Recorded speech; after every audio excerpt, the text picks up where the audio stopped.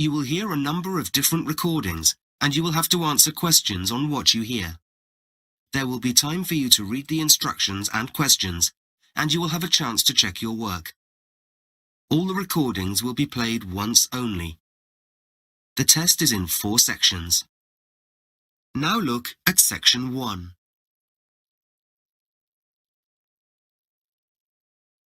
Section 1. You will hear a woman telephoning the police to report a theft. First, you have some time to look at questions 1 to 4.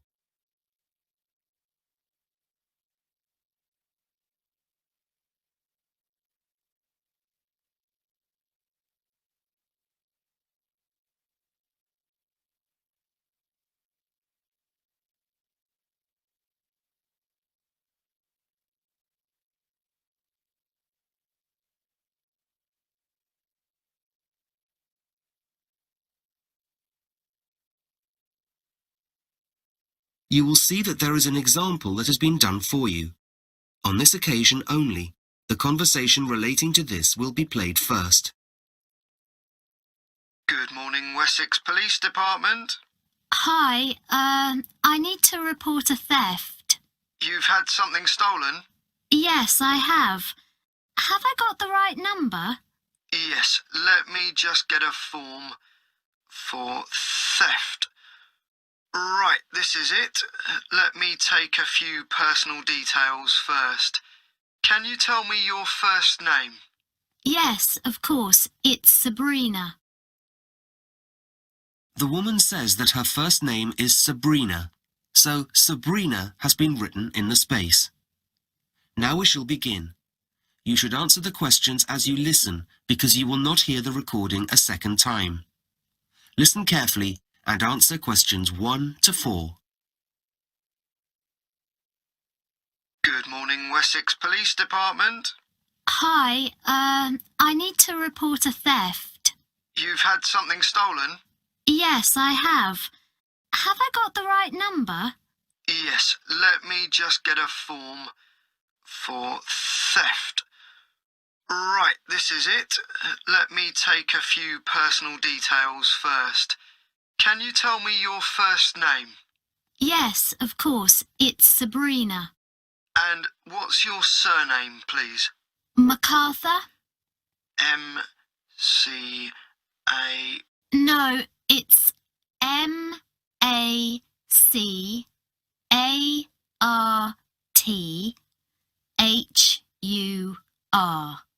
Oh, right.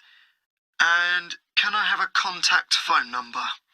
Yes, it's 07188 233 764. OK, got that. Now, what is it that's been stolen? Well, I think the thief thought it was my purse, but in fact it was my reading glasses. They were in a soft case on the top of my rucksack. I didn't realise they were missing until I got to college and started doing some coursework. I see. That must be inconvenient. Can you tell me how much they were worth? Well, I had them specially made about 9 months ago, and I paid £215 for them. And are there any special features that would make them easy to identify? No, not really. They're quite expensive, but they look quite ordinary. My previous ones were a bit special. They were silver and had a blue flash, but these were just brown, quite plain really. OK, I'll make a note of that.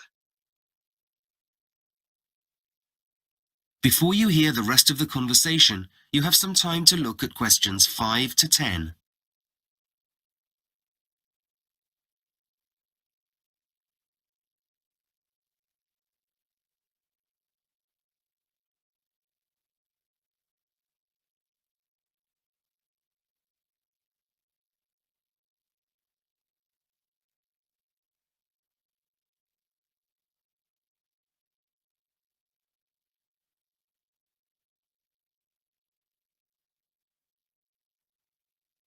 Now listen carefully and answer questions 5 to 10. Right, let me take some details of the theft.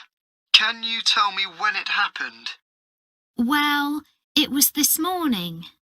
Okay, so that's today's date, which is the 13th. No, just a minute, that's yesterday. The 14th of February. And what time? It must have been around 8:30 a.m. And where did it happen?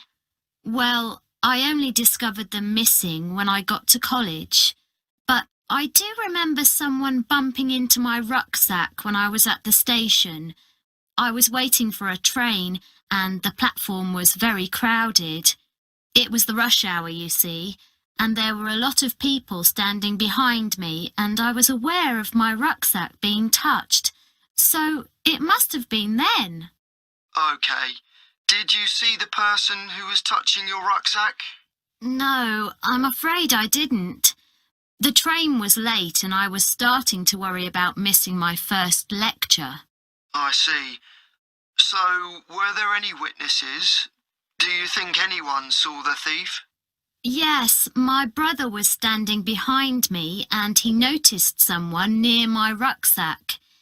He didn't realise at the time that anything had been taken, so he didn't mention it to me. But when I realised something had been stolen, I told him about it and he remembered seeing this person. I see.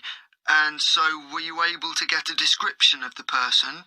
Well, apparently the guy was quite tall. Okay, good. Anything else? Any idea of age or build?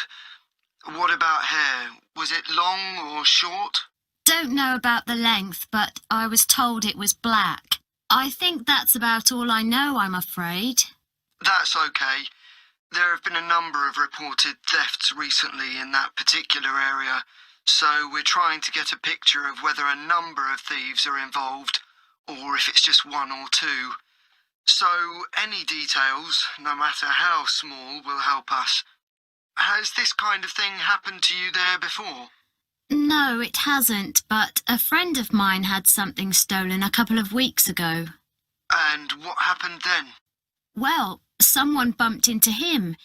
He didn't realise why at the time, but later he discovered that his wallet had been stolen.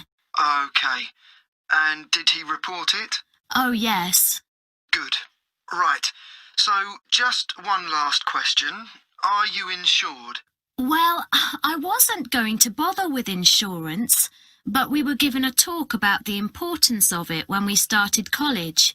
So fortunately, I arranged some quite recently. Well, that was lucky. What kind of policy do you have? Are you sure it'll cover your theft? Yes, it should do.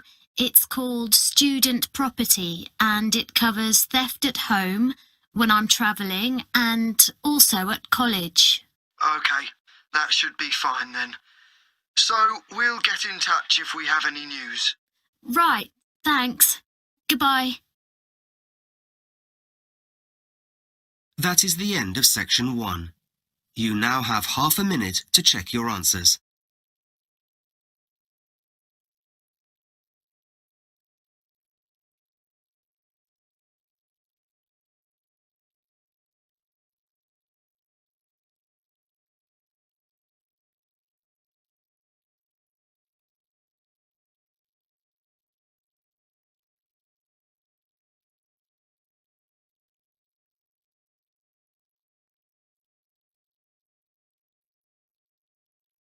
Section 1 is now complete. Now look at section 2. Section 2. You will hear a talk by a college principal welcoming students to Fairlight College. First, you have some time to look at questions 11 to 15.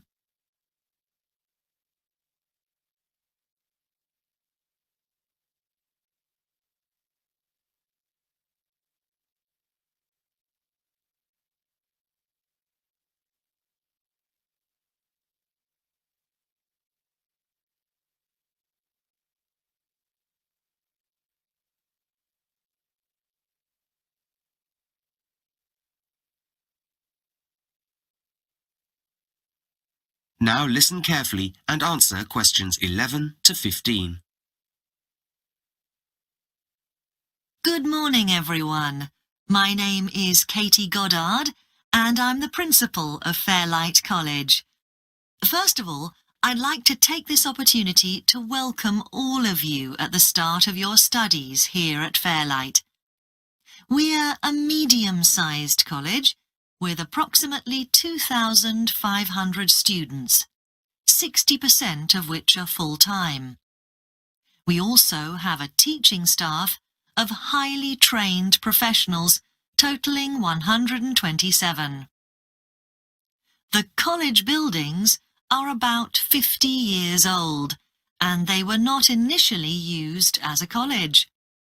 You may be surprised to hear that this site was originally a holiday village for about 40 years, and when that closed down, the buildings were adapted to create the state-of-the-art college that we have today.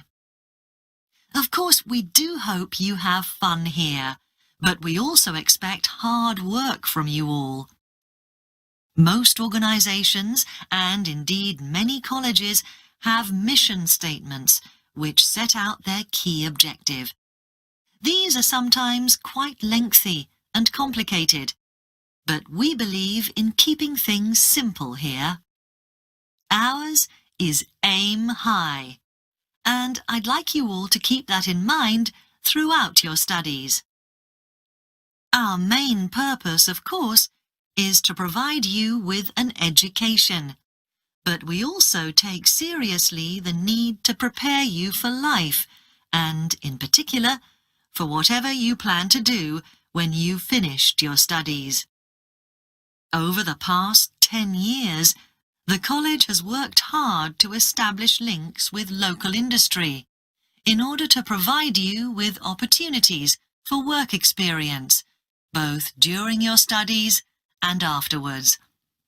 I strongly recommend that you take advantage of these opportunities.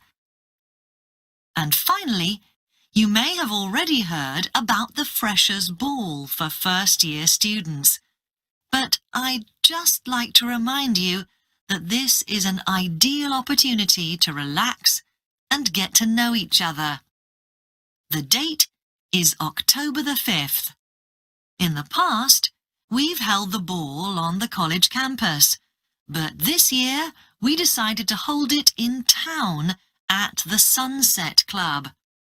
It's near the centre of town and is about 3 miles from the college.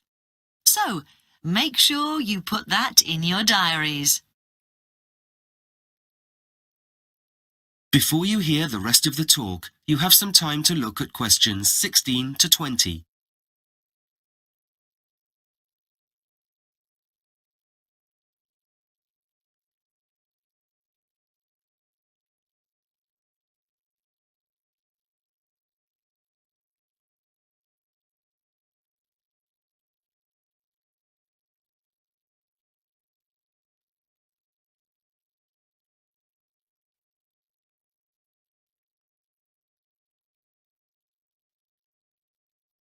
Now listen carefully and answer questions 16 to 20. I'd now like to point out a few important college facilities. I hope you all managed to pick up a map of the college campus on your way in. I'm not going to go over everything on the map, but I'd like to point out a few things that you should be aware of.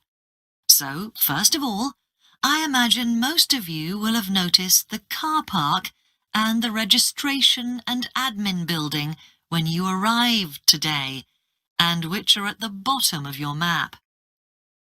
It's easy to find the sports centre as it's located conveniently by the playing fields at the bottom right on the map. The layout of the campus is very straightforward, and there's basically a path that leads up through the centre with facilities on either side. I'm sure you're all keen to get hold of your course books, and I guess one of the most important places is the library. This is situated on the left of the main path, just after the cafe. I'd now like to draw your attention to a new addition to the campus, and one which we're all very excited about. This is the Innovation Centre, and is where we're hoping that all your creative ideas will produce some great new inventions. To get there, if you follow the central path past the orchard and then the Arts Building on your left, you cross the river and it's the new building on the right. The building on the left is the Medical Centre, and if any of you have any medical conditions that we should be aware of, please call in here and register with the nurse. OK, so I'd just like to point out the other two faculty buildings. To the right of the orchard and on the other side of the main path is the science block, and the river runs behind this building. And next to this, and further along the river, is the Humanities Building. So, I think we've covered all the faculty buildings. Now, finally, you will notice the 4 buildings in the square in front of registration and admin. The 2 on the left I mentioned previously, and on the other side of the path, the one nearest registration and admin, is the college shop, and the other is the canteen, which is open from 7:30 in the morning until 8 p.m. in the evening. Well, I hope that helps to orientate you. If you have any questions, please don't hesitate to ask me or any of the other members of staff, and I'm sure in no time at all, this will all become very familiar. That is the end of section 2. You now have half a minute to check your answers.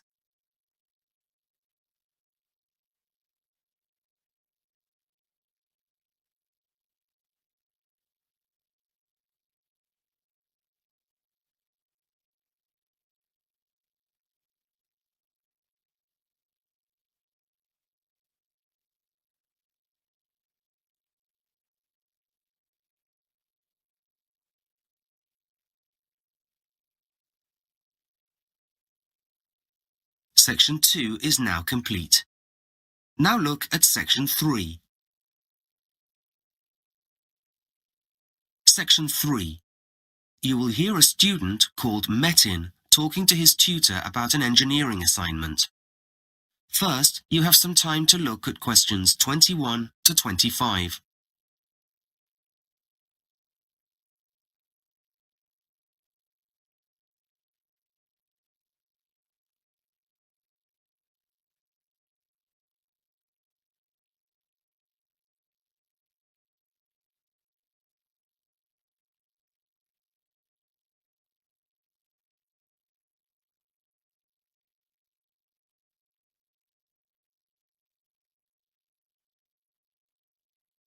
Now listen carefully and answer questions 21 to 25.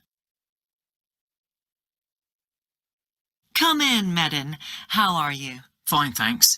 I wondered if I could just have a word with you about my engineering assignment. Yes, I've got a class in half an hour, but I can give you about 10 minutes. I do need the other 20 minutes to get myself sorted out before I teach, though. That's fine. I just wanted to discuss some ideas with you. Okay. So, what aspect of building are you doing your assignment on? Well, I decided in the end to choose bridge construction. I had several ideas at the start, but I didn't want to focus on anything too modern. I wanted to opt for something that's been around for a long time. Yes, I guess people have always built bridges. Whereas skyscrapers, for example, are great, but they're relatively recent constructions. Okay, well, that's a good reason. What aspect of bridge construction are you going to cover? Well, there are some amazing bridges in different places and countries, so I thought I would start with some pictures. just a page or so of bridges around the world, and then go on to write about them. That would involve quite a range of designs. It might be better to narrow your theme down a bit. Might make it easier for you to structure your work. Yes, I'm not very good at making choices. You know, like a lot of students, you're trying to cover too much. Right, I see. Plus, you need to think about what you're being assessed on. Did I give you the outline for this? Yes, but I don't think I have it here. Well, last year's students will tell you that you won't do well if you only present an overview of something. It's not enough, no matter how many words you write. I see. You mean we have to show that we can go into something in detail? Exactly. Perhaps it would be a good idea to have a rethink when you get home. Do you have plenty of books and articles? Yes, I've got them at my flat. My flatmate said I didn't need to bring them. Well, it would have been helpful if you'd brought them along. Anyway, review all the literature you have first, and that will help you develop your ideas. Before you hear the rest of the conversation, you have some time to look at questions 26 to 30.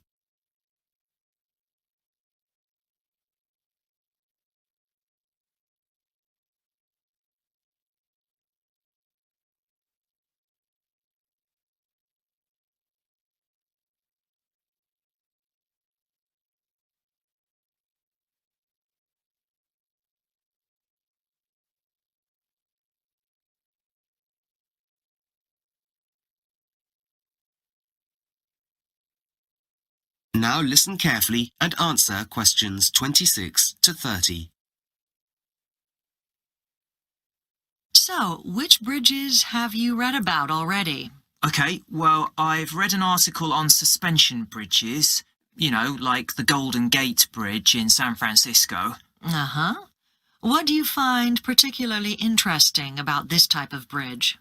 Well, I think a lot of people believe that they're a very modern steel-based structure, but actually there were some very old ones that were made using grass that was twisted to form a rope. They were often used to walk between mountains, weren't they? Very scary. Yes, arch-shaped bridges also go back a long time. They're quite interesting too. Well, they go back to Roman times, don't they? Yes. And what I hadn't realised is that these ancient arch bridges were made without using cement to hold the stone together, so the builders needed some form of scaffolding to build the top part of the arch. But that's still true today, isn't it?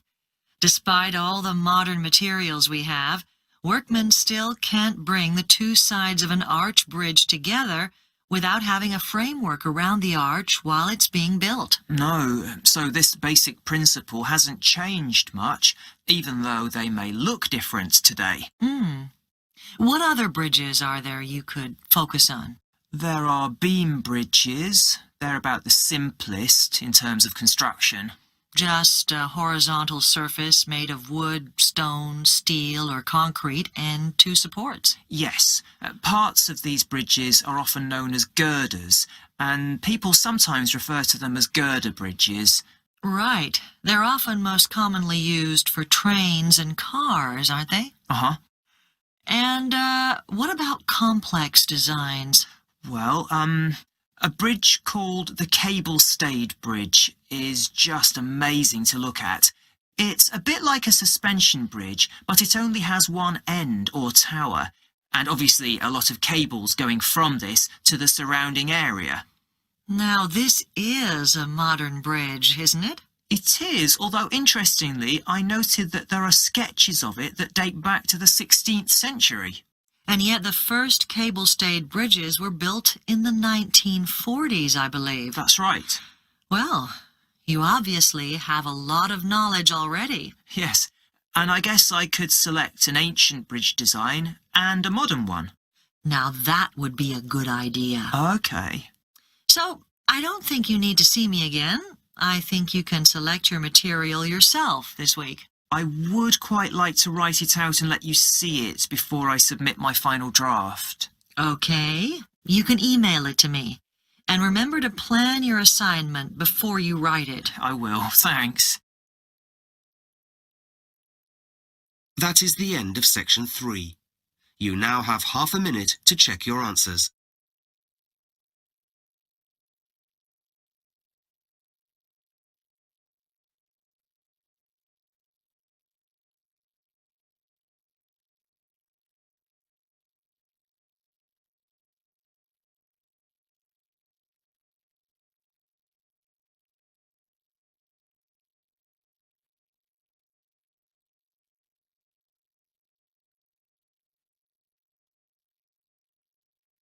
Section 3 is now complete. Now look at section 4. Section 4.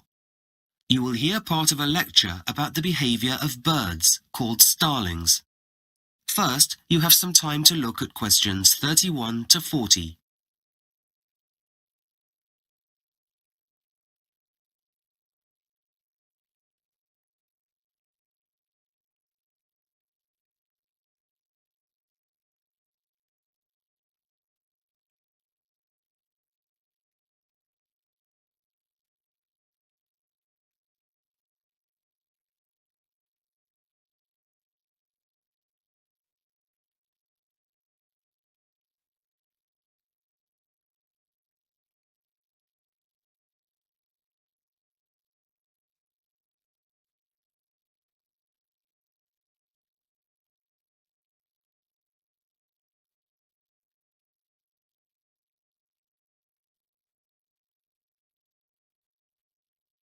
Now listen carefully and answer questions 31 to 40. Hello everyone, and welcome to this talk on the natural world. I'd like to start off by introducing our guest speaker, John Thompson, who'll be speaking to us about the behaviour and characteristics of birds called starlings, which are really quite astonishing. Over to you, John. Yes, thank you. Right, so starlings are a very common type of bird. They're medium-sized, and their feathers, although multicoloured, appear dark and metallic-looking. They're found mainly in Europe, Africa and Asia, but they do exist in most parts of the world. What I want to focus on today is a particular aspect of starling behaviour called murmurations. Now, starling murmurations take place when large numbers of the birds gather together and form something that resembles a huge black cloud that swoops and swirls and spins in the sky. I'm going to describe when this happens and suggest why and how the birds do it. So, when does it happen? Well, it starts during autumn. Groups of starlings begin to gather in favoured places, and these develop into murmurations that can comprise a few hundred birds up to over 1 million. The groups increase in size as more starlings arrive and reach their maximum populations in midwinter, when migrating birds from colder climates join the main groups. Why do they do this? Well, no one is really sure, and there are several theories. But a possible reason is for protection, based on the principle of safety in numbers.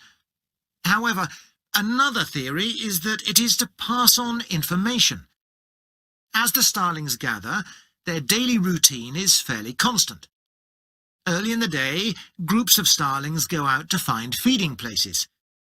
They can travel up to 40 kilometres each day. But the interesting thing here is that they always return at the same time each day. The murmurations can best be seen at dusk, when the numbers are the largest, and it may be that information on what they have discovered throughout the day is passed around in the evening. So, as I said, these murmurations are astonishing to look at. The acrobatics and the displays are remarkable, but how do they do it? Again, no one is really sure, but in the last few years, a lot more progress has been made. In 2008, a team of Italian researchers conducted groundbreaking studies on the starlings of Rome. These scientists used a series of interlinked cameras to measure how individual shapes of starling groups change over time.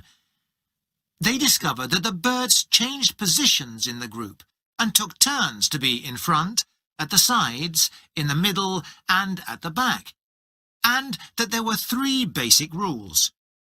Move in the same direction as your neighbour, stay close to your neighbour, and, as starlings can reach speeds of over 70 kilometres per hour, the third rule is the most critical, and that is to avoid a collision.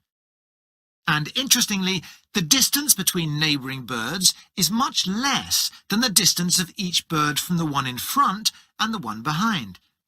This is probably because starlings can see better to the side than straight ahead, and having a larger gap in front and behind is rather like safe motorway driving, where cars need to keep their distance from the drivers in front.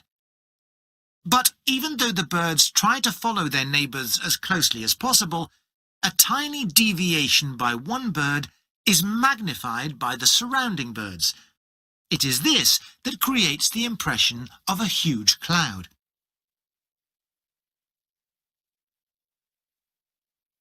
So, to end this bit, just a few notes on starling populations. Since the 1970s, in the UK there has been a reduction of 70% in starling populations. In fact, the numbers of starling in the UK are a fraction of what they used to be, and they are now on the critical list. For example, at Brighton Pier on the south coast of England, murmuration sizes are now around 50,000, whereas they used to be up to 500,000. However, we believe that numbers in the 18th century were also quite low, because there is little reference to starlings in literature from 200 years ago. Well, compared to other birds that were around at that time. It's thought that numbers grew rapidly throughout the Industrial Revolution, partly because the weather was milder. And starlings are able to settle in new places quite easily. In 1890, an American decided to introduce all the birds mentioned in Shakespeare's plays to America. He released 60 starlings in Central Park, New York, and the birds thrived. There are estimated to be over 2 million starlings in the USA now, and they can be found as far as the West Coast. Now, to move on to their habitat... That is the end of section 4. You now have half a minute to check your answers.